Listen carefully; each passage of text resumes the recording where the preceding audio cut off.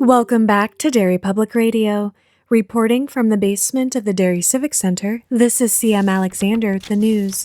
Derry Public Library's annual Dodge Book Tournament is as violent and educational as ever. These teams from all over the country have returned to Derry to compete for the prestigious Dodge Book Championship. We take you live to sports correspondent Dr. John Hellajohn. Thanks, CM. Drinks are on head coach of the Virginia Whiffs, Mrs. Dalloway, tonight as her team took it to the Smite House on the Arthur Thronin Doyles. The UK natives came a long way to be here, but in the end, they had no shot, Sherlock. You're listening to Derry Public Radio. This is Derry Public Radio.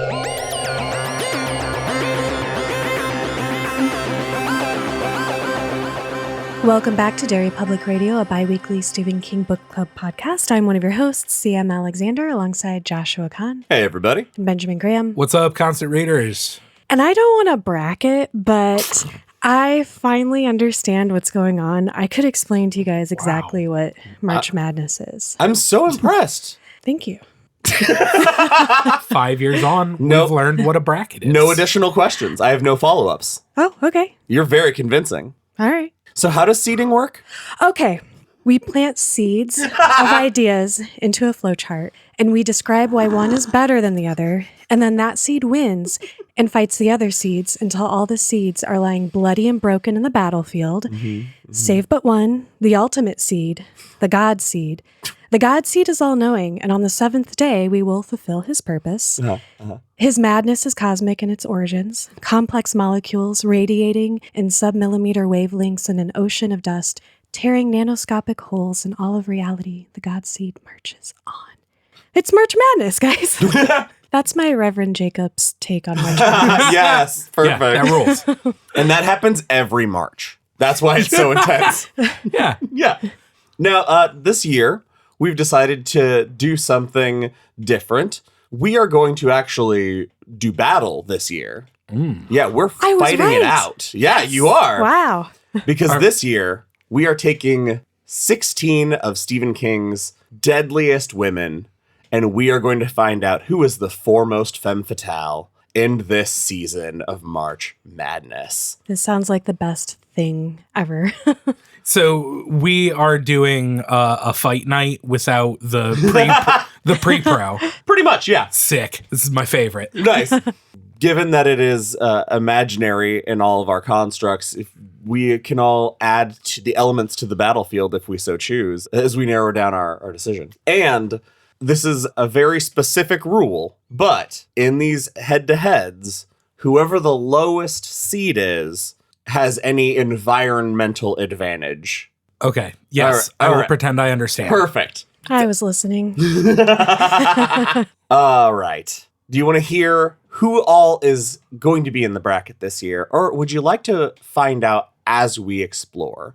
Usually I list them off in that what we're going to talk about in this episode, and then we jump into it. I think I'd like to hear them so that I can plan appropriately. Fantastic. All right. Yeah, considering just like every year, we don't have any of this information beforehand. Josh And hoards it was it. available we had to no you. opportunity. You had Yes. abundant... So he says. For the first year, Josh, before we came on, do you guys want the brackets like a week early to look over them? And we both were like, meh. Independently of one Yes. another, Ben and I both said, nah. in the same dismissive tone. Yeah.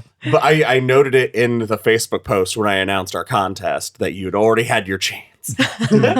All right. In this episode, we are going to be going through the following matchups. Charlie McGee versus Rosie McClendon. Dayna Jurgens versus Alice Maxwell. Mrs. Carmody versus Bobbi Anderson. Oh, Dolores Claiborne versus Abra Stone. two of these make me sad. There are some wildly disparate power levels going on here. I mean, you're not wrong. Interesting. I'm But the excited. thing that they all have in common, they're capable of murder. Well, they're capable of killing. Not all, I wouldn't call all of it murder. Sure. And so they're categorized based on how many kills? No, this year it was completely random draw. 16 names in a hat Okay. pulled out, and that's how they wound up. Honestly, it's the only way in the world Rosie McClendon would wind up as the 16th seed if it's random. I mean, come on now. All right. So our very first matchup, we have Charlie McGee versus Rosie McClendon. Boy, howdy. That's rough. I know who I know. I was going to say I know who I want to win, but that's not even true. I feel like I know who I have to pick. Just for morality's sake. Yeah, that's the thing, is you want to say Rosie, right? What? No, Charlie, the child. Well, okay, Well, so that's... but, okay, I'm that's thinking the morality problem. of the individual. You're thinking the greater good because I'm a piece of shit. Okay. No. Well, I was thinking the same thing because my first thought was I know who I want to win is Rosie because we love Rosie. Yeah. But then I was like, oh, but that would mean she needs to murder a child, and that's not Right. But also, Charlie was kind of on the edge of, is she a protagonist? Mm-hmm. So you might be saving more people by picking Rosie. This is a philosophical conundrum. Okay, so I have to really nail down what scales I'm going to be weighing these competitors against. Sure. Are we considering? It's really interesting that we both immediately like what would who's the good guy here? When really, if we're ultimate showdowning of a ultimate destinying, it's we just talking power level. I think we're Who would power, grit. So I think we always, with our female Stephen King characters, I think we do an especially good job of focusing on what makes them who they are, what gives them strength beyond just their powers. How much narrative are we wanting to have this whole bracket have? We can pull them. So this is going to go Secret War style. Okay. Where they are going to be ripped from time and space. Ripped, wow. Yeah. It's violent. It is. Well, they're about to fight Is to the this like death. a Mortal Kombat thing? Now I'm just This is picturing. kind of a Mortal Kombat Kind of, yeah. thing, yeah. So they're going to be pulled from that time and place, dropped into this arena, Oh. Mhm. and then For Mortal have Kombat. to fight someone to the death. Okay. Okay.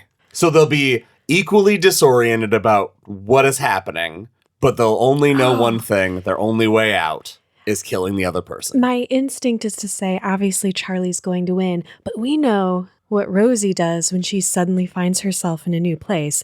I think she would orient herself based on her prior experience very quickly. And she does pretty solid work in magical places. And I assume this arena is a magical place. It can be. She is the lowest seed. So we get to pick whatever area favors her. I say we make this a magical place. They're fighting in the Okay. labyrinth. Yeah. Okay. That's where this fight takes place. Yeah. That does give her a little bit of an advantage, I guess. Possibly. But also, all of her fighting is very physical. True. How well do we think Rosie is at not bursting into flames? Moderate. I'm going to go with moderate. There's a certain level of resistance she may have. We don't know all the powers of the armlet. Yeah, she It might could be able defend her a little. to, kind of have like a wall against that power of Charlie's. She might be able to resist. The biggest thing about where they're fighting is Rosie knows the dangers of the labyrinth. Mm-hmm. Like if she can knock Charlie into the forgetful water, she won't even remember she can set stuff on fire, right? That's true. That would be the best case scenario for Charlie. Oh my God, right? And then she just lets her go live a normal life. We actually accidentally turn this into a happy ending? I think so. Do you think we can do this with everyone? I absolutely don't. Here's the only thing. Like, we are definitely on the right path that Rosie could put up a fight. She can sneak, she can pick her moment to attack, but Charlie could also just fill the entire labyrinth with fire because her power. We're talking would she? wit versus raw power, basically. Is there anything Rosie can do to delay an immediate reaction, like a life-ending reaction by Charlie, so that she can get the upper hand just cognitively? Possible. How would you appeal to Charlie? Well, she's a child abandoned and abused by adults. So I would tell her, okay, this is going to sound so social worky. I'm sorry. I would tell her she's safe and I care about her. Jesus. And then snap her neck. That's cold, CM. I work in a school. Do it every day. Walking halls, breaking necks. Or the only way Rosie stands a chance is if she gets the early win. Right. And there's no way she's coming out of it unscathed. Yeah. So the question is, do we think Rosie's capable of closing that distance and finding a way before getting obliterated by fireballs?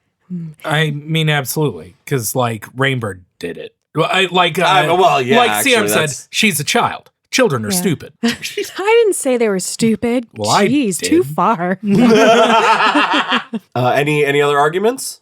Well, Charlie might have learned from the Rainbird mistake, and she might be less willing to trust adults no matter what. Well, now that she's been walking down that beach training with him. Oh, no. We're talking about the Charlie from the movie, right? That we all loved? Okay, Charlie from the movie loses. Hands down. Now, We're talking about the remake. I guess, yeah. we also Terrible. didn't specify at which point in these stories are these two people pulled out. Because if we pull Charlie out during the escape from the shop, that's a very different Charlie than if we pull out a on the run Charlie. I think I'm we should doing just go ahead and End say, of the book, Yeah. it's like Yeah. the character at the height of their power. what they Fair. are to become. Yeah. Because we can't Ooh. say, like, the character when we first meet That- them, I mean, yeah, then for half sure. of them would just be Babies. people. Sorry, And we that can't makes no say at the sense. end of the book because half of them would be Oh, true. actively dying. That's also very true. Okay, so when they become the character that Yeah. he was making them. All right. I'm gonna have to say Charlie then. Yeah. I'm Charlie? I'm voting Charlie. She's an unstoppable archon of fire. Yeah. So She has the power of the sun and more. Yep, Charlie. Charlie moves on, reducing Rosie McClendon to ash and Wah, carrying wah. her way out. This next one I think is going to be far more balanced. We have Dayna Jurgens from The Stand and Alice Maxwell from Cell. Again, an adult woman and a child. Thank you very much for reminding me who Alice Maxwell is. You knew that was for you. Alice's only shot is to, I don't want to say charm, but speak to that protective thing in Dayna, because Alice has no powers, neither does Dayna, but Dayna knows how to fight and she's tough. Alice is a little girl who toughens up as we meet her, but still compared to Dayna is... By the end, Alice has a higher body count than Dayna does. Against sleeping people, right? the cell, the phoners. Yeah, the zombies. Phoners. Not while they're sleeping, because she survives. No, against the phoners, he Oh, means. Yes. Right. I mean, they're phoners, but they weren't sleeping when she killed them. Okay, it has been.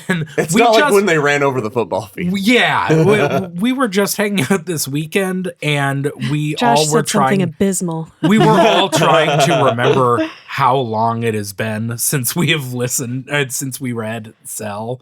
I remember basically nothing. So I was like, oh, I guess, her killing was when they set all those football fields on fire.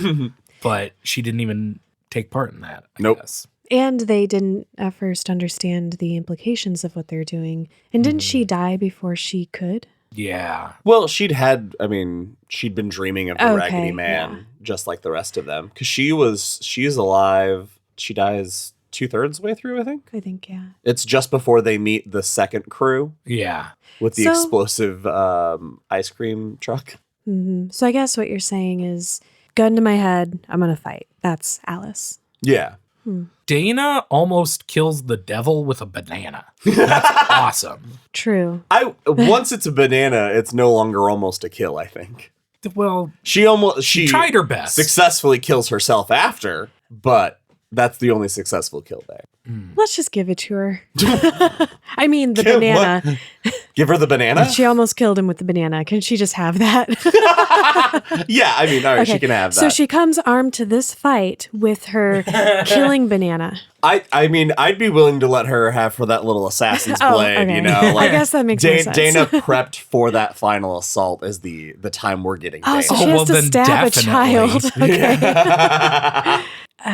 Okay. Are you gonna? And honestly, I think Alice has a gun. So, True. Dayna has God on her side. not in this universe. There is no God in this universe. What is the environment, or what is the environmental variable? Our lowest seed is Alice Maxwell. So this fight takes place in the world of Cell. Okay. That's no advantage to anyone. That's just annoying for them. Okay, What if we litter the field with phoners? Ooh, yes, that's her advantage. Huh, because Dayna would not know what was happening. I mean, that's true. Well, Dayna would instinctively, we allow the knowledge of instinctual violence. So she'd know that she needs to. Right, but I mean that she'd have to get her bearings. Sure. Alice could just be ripping off headphones. If we're putting them inside a zombie outbreak, it becomes less which one of these two can kill the other and which one of these two can survive the longest. Interesting. Yes. Well, we know Alice survives about 2/3 of the book. Could Dayna survive longer than that? I argue much yes. We're pitting their deaths, like the quality of those, because Alice's was just some freak. That thing just hit her. Well, those guys threw that. Well, I brick know, at but her, I mean, she didn't have a showdown. Mm-hmm. It wasn't a matter of her fighting back or having strength. It was just, it happened to her, and Dayna fought. So I feel like that kind of gives her a perceived advantage, at least, because we know how tough she is if she has to fight back. Alice is being protected by a lot of people too. That's true. She's never had to like go hand to hand. And to the credit of how well we remember those stories, I can remember much more about Dayna's capabilities of handling herself than I can Alice's. Well, because Alice, we first met, she was kind of the Barbara of Cell. She was near catatonic. Yeah, the Barbara of Cell. Yeah. I like that. I'm going to have to go Dayna. Yeah, I agree. Yeah, I think, Ben, you had it with, they both exist in apocalypses, and she lived a lot longer. Mm-hmm. I'm just saying. All right, next. This is going to be an interesting one. Mrs. Carmody versus Bobbi Anderson. Kill each other. I mean, that's the dream. Miss Carmody, of course, is the mist. Correct. Yes. I feel like her power is enraging you to kill her, so no contest. Yeah, it's... Although, okay, we're forgetting she seems to kind of foretell things she should know. That she has some power in the mist. But her entire, draw, the only thing that would make her a formidable foe is her charisma. Which universe are we in? We are in the Tommyknockers universe. Okay. Religion against science. Yeah, but if this Let's is read still Revival this is still a 1v1 fight, though. Yes.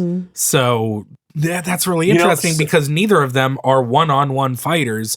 Bobbi has the Tommyknockers behind her, and she would build something to Carmody's kill her. just a cult leader. So for this, because we have Bobbi as our lower seed, let's say this fight is going to take place out in the woods where she finds the ship.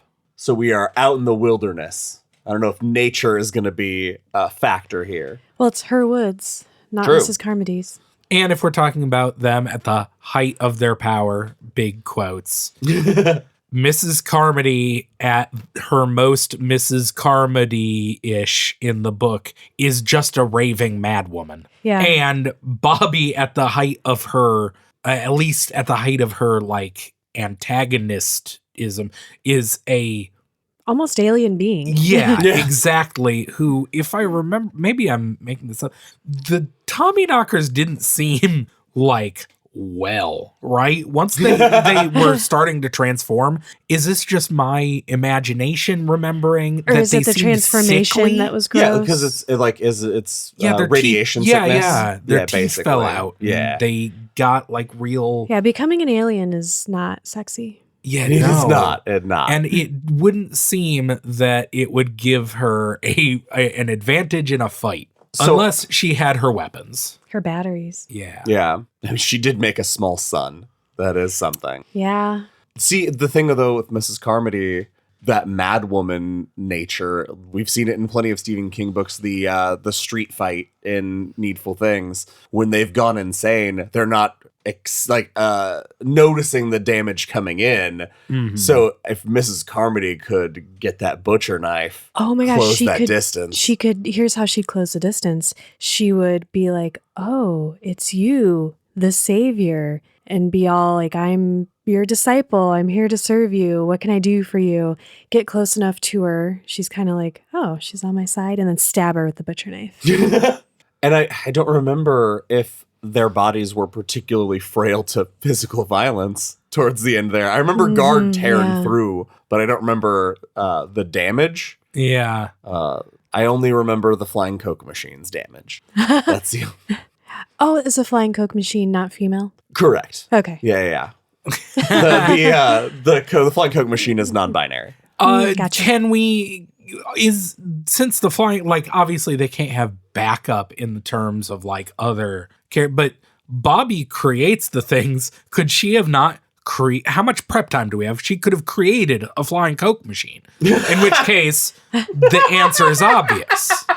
I don't think she had the pieces for a Coke machine out in the woods. In the woods, right. But maybe she found a Coke machine in the woods and she doctored it up real quick. I really wish that there is a bunch of metal shit poking up out of the Yeah, ground. that right? is Maybe true. it's a Coke machine or a refrigerator. I really wish this was happening in the shopping center. Oh, right. Yeah. So that the inciting incident is Bobbi coming in looking for batteries, and then Mrs. Carmody pelting her with a bunch of batteries. That would be amazing. Should we vote? I think so, Ben. Sure. Yeah, I'm giving it to Bobbi, I think. I'm going Mrs. Carmody. Really? Yeah. I think with her, if it's the woods behind Bobbi's house, I think she would have some sort of something. She could create a death beam or something. I don't know. It's the fucking Tommy knockers. It's crazy. That is true. See, my thought is we're in the woods, so we're away from the stuff that she would normally scrounge for to build something. And I think that in the end, Mrs. Carmody would close the distance and stab her, but she wouldn't get out of it unscathed. She'd probably be near on death's door herself because Bobbi would have gotten some hits in. This is so hard. And it's harder than the amount I care about it. You both just made such compelling arguments that I can see both sides. I don't want to be the tiebreaker. You remember we've done this for a few years. Let me make add something. Okay. Because I think we've brought up the Mortal Kombat-iness of this without really thinking about how that affects.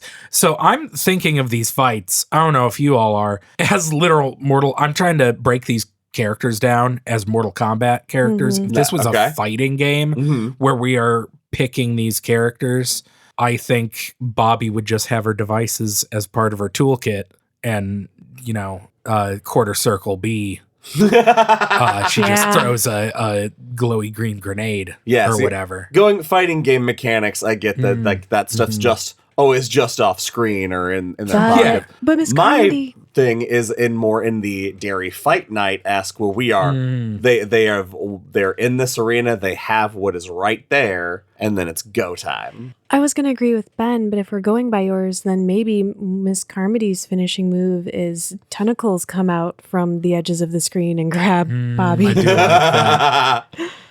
Can someone make this game? She summons a swarm of those mosquito bird things. I'm not a fighting game guy. I can't make my fingers do the moves right, but I want to play this game. That would be a really fun game. Oh, for the sake of moving forward, I'm going to go with Bobbi just because I feel like she has powers that I'm not quite remembering from the book, but I feel like they give her an edge. I also think that maybe my argument for Mrs. Carmody's not noticing the pain really also translates to Bobbi as well, because the alien in her wouldn't care about the pain. Yeah. All right, we have our final matchup of this episode. Dolores Claiborne versus Abra Stone. Jeez. I don't... This one's absurd. Abra Stone is the lower seed, so this fight happens in her bedroom. In her imagination. Imaginary bedroom. Because honestly, why not? Honestly, that gives Dolores Claiborne a huge advantage. Go on. Yeah. Because Dolores Claiborne's not going to fist fight a little girl. But if we're in a mindscape of some sort, and it is just their wills going against each other, Dolores Claiborne's like 90% will. That's her whole thing. Wow. She's like a very stubborn lady. She does have... Okay, they're way more equally matched than I thought, because it is Abra's home turf, and she's done this before, so she'll be quicker at fighting this way. Yeah, but Dolores, the second she realizes she's in a dream world, she's just going to be like, you think I'm going to let you humiliate me, little girl? No.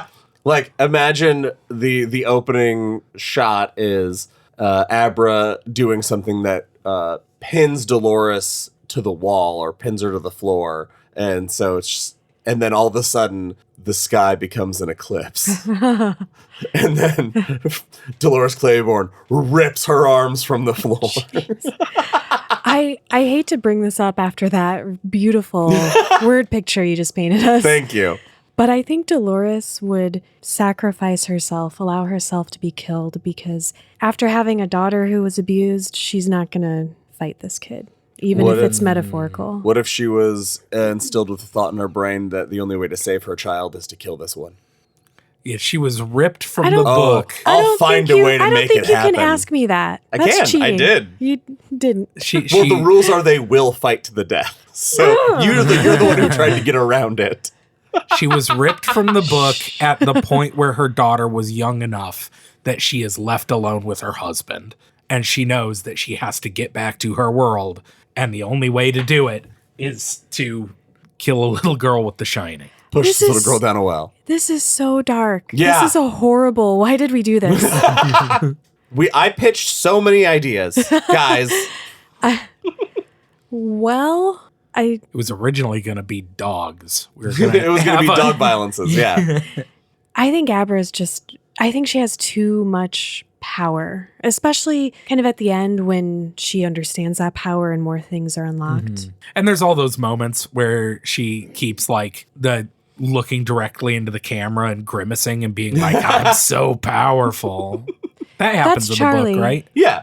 No, there's all those moments in Dr. Sleep where Abra's like, you see that little bit of Jack inside of her, you know? Oh, yeah. I forgot about that. I think that as far as this fight goes, if Dolores was able to turn the tide and fight back, she might get some shots in, but the second Abra realized, oh shit, this is not as easy as I thought it would be, she would squish her like a bug.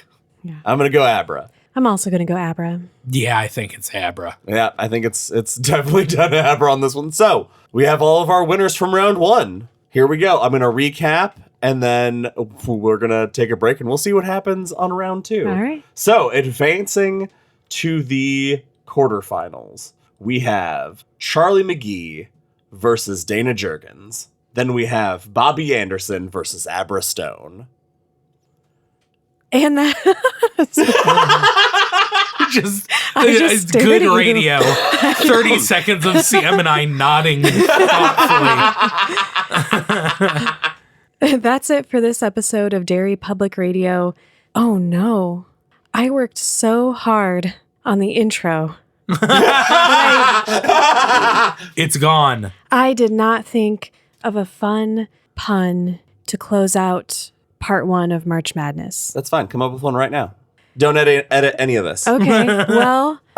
Workshop it. Okay. What do you know about it? Okay, so there's what does that mean? There's the seeds, and the seeds fight each other, and we'll seed you next time. Thank you. Nailed it.